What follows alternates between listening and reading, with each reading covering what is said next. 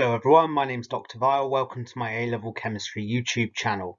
This channel is all about getting you ready for your A-Level Chemistry exams.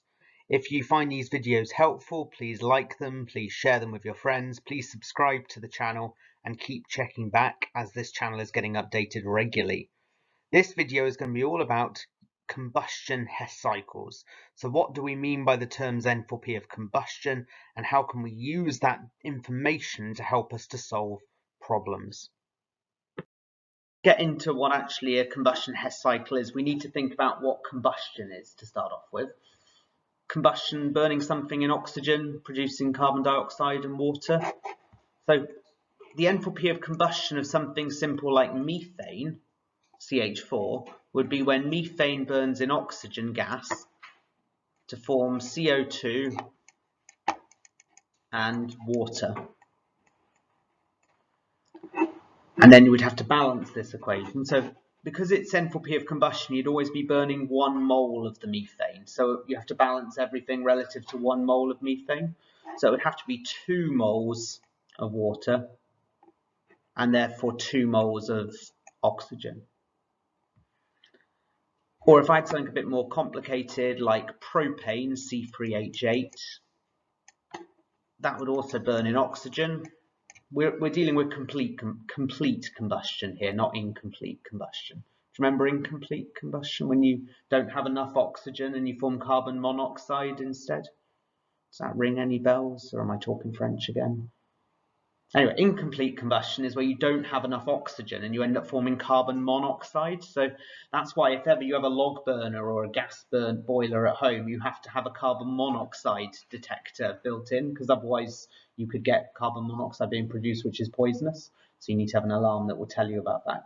It basically means your boiler's not getting enough oxygen to burn with the fuel. But anyway, assuming that we have complete combustion, the propane here would burn in oxygen, forming CO2 and water, and you'd need to balance this. Remember, we have to have 1 mole of the fuel that's being burned, because that's what enthalpy of combustion is by definition.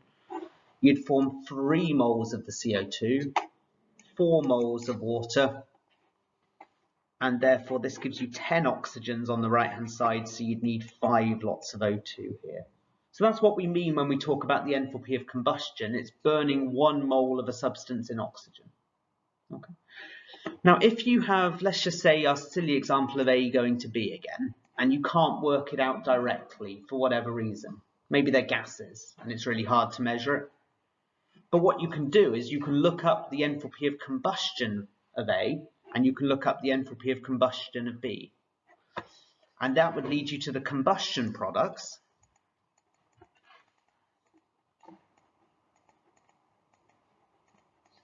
shown down here. And because you're going from A and you're combusting it, the arrow this time must be going downwards, because you're burning A and then burning B. And A and B would technically have the same combustion products, because they'd have the same elements within them. So if you were trying to work out this arrow here, let's just call it delta HR, the enthalpy change of the reaction. And if we call this arrow 1 and arrow 2, then delta HR would equal arrow 1, because you're going with it, so it's plus arrow 1, minus arrow 2, because you're going against this arrow. Yeah? So, or we could say that this is reactants minus products. So it's the opposite way round. And how do you know if it's a combustion Hess cycle or not? You look at the data. It'll say delta HC rather than delta HF. And that's the main thing you're looking for. Okay. Let's look at an example, and then I'll give you an example to have a go at. This one here says, use the data above to calculate the standard enthalpy change of formation of ethanol. Show clearly how you carried out your calculation. Now be careful with this. This question is deliberately worded to be awkward, because you have been given enthalpy of combustion data, which means it's a combustion Hess cycle. But they're talking about the formation of ethanol. So let me show you how we do this. We start off by writing an equation for the enthalpy of formation of ethanol. So you'd have 2 lots of carbon, which is a solid, 3 lots of hydrogen gas, and 1/2 lots of oxygen gas,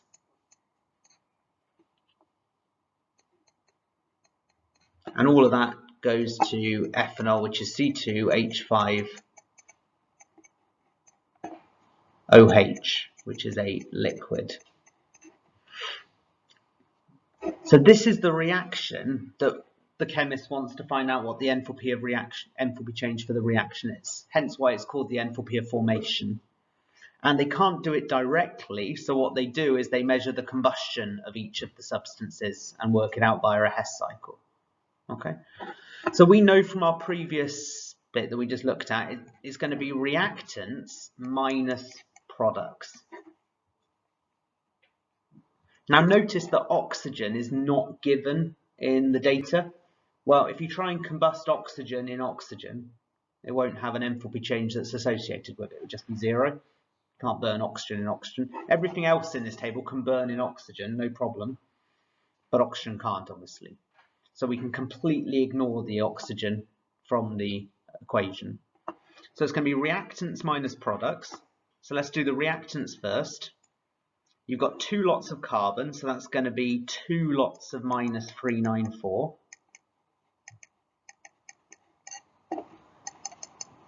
You've then got 3 lots of the hydrogen, so that's 3 times minus 286. And that's it for the reactants. And then you minus the products, which is minus 1371. You've just got to be so careful with the positives and the minuses when you do this. So you're minusing minus 1371. That's the same as adding 1371. And then you chuck all that into your calculator. And when you do, that gives you a value of minus 275. The units would be kilojoules per mole.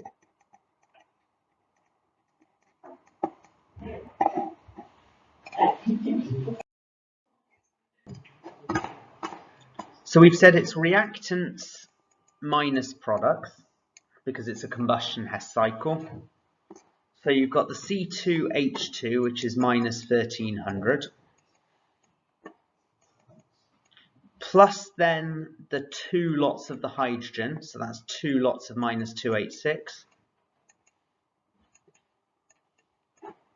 Let's stick that all in brackets, and then it's minus the products, which is minus 1600.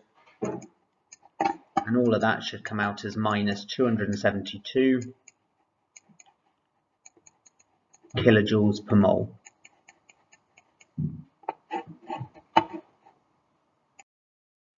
Thank you for taking the time to watch this video. I hope it was helpful. If you did like it, please remember to like, subscribe, share, and keep checking back for more content. Thanks everyone, see you next time.